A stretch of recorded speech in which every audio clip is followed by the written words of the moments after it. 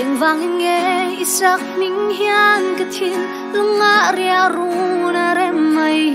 jing chan tun mang yang ni ra ve si lo ka sai thiam lo ka shil thiam lo ka thin lung chung a ka vei zong te i to na chua ria lang ka tui ral zo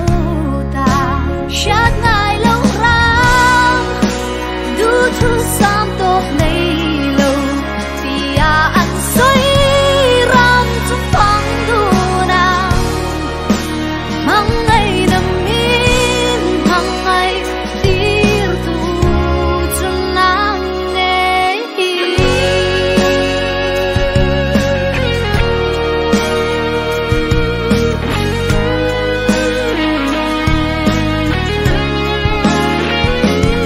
ka hau tu hay hi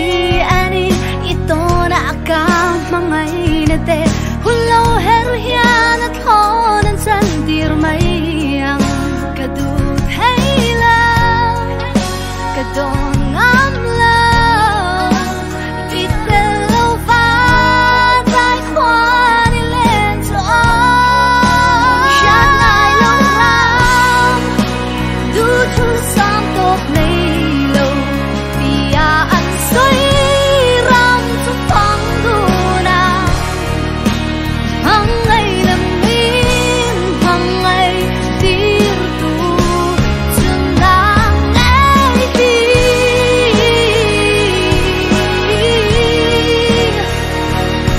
isak na vai khat ka tum khang ka ma ngai to che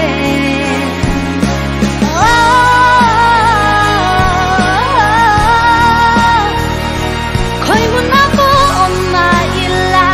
ka ma ngai reng ngang che shan ngai lo ra